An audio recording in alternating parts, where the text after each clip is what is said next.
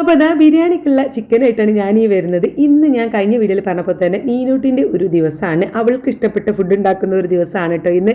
അപ്പോൾ കൂടെ മോള് കൂടി ഉണ്ടാകുമ്പോൾ നമുക്കൊരു സമാധാനമാണല്ലോ, കഴിക്കാൻ നമ്മൾ എന്തെങ്കിലും സ്പെഷ്യൽ ഉണ്ടാക്കുമ്പോൾ മക്കളൊക്കെ മിസ് ചെയ്യൂലേ. അപ്പോൾ അവരൊക്കെ ഉള്ളതുകൊണ്ട് തന്നെ ആ ഒരു സമാധാനം എനിക്ക് ഉണ്ടായിരുന്നു കേട്ടോ. ഇപ്പോൾ ഞാൻ കിച്ചണിൽ പണിയെടുക്കുമ്പോഴൊക്കെ ഐറൂസ് ഇതാ എൻ്റെ പിന്നാലെ തന്നെ ഉണ്ടാവും.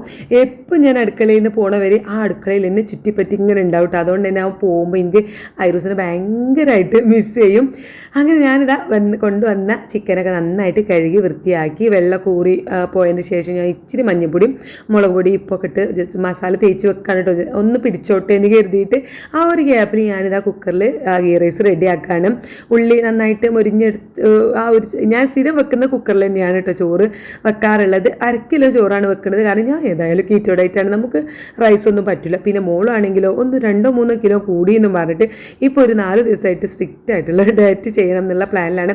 അപ്പോൾ അവളും റൈസ് കഴിക്കില്ല എന്നാണ് പറഞ്ഞത്.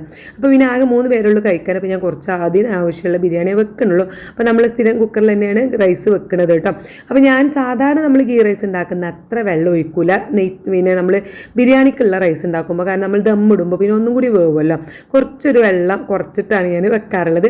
അങ്ങനെ അത് അവിടെ ഒരു വിസിലൊക്കെ വന്ന് മാറ്റി വെച്ചിട്ടുണ്ട്. പിന്നെ നമ്മൾ ചോറ് ദമ്മിടാനുള്ള പാത്രത്തിലാണ് ഞാൻ ചിക്കന് പൊരിച്ചെടുക്കുന്നത് ചെയ്യണതൊക്കെ കേട്ടോ. ഞാൻ ചിക്കൻ കറി ഉണ്ടാക്കുകയാണെങ്കിൽ ബിരിയാണി ഉണ്ടാക്കുകയാണെങ്കിലൊക്കെ ഇതാ ഈ ഒരു രീതിയിലാണ് ഉണ്ടാക്കുക. പാത്രം വെക്കും, വെളിച്ചെണ്ണ ഒഴിക്കും, പിന്നെ അതിലേക്ക് ചിക്കൻ അങ്ങോട്ട് ഇടും. അതങ്ങനെ മുരിഞ്ഞ് വരുന്ന ടൈമിൽ നമ്മൾ ഉള്ളിയിട്ട് കൊടുക്കും, തക്കാളി പിന്നെ ഒക്കെ ഞാൻ അതിലേക്ക് അങ്ങനെ ആഡ് ചെയ്യാണ് ചെയ്യാറുള്ളത്.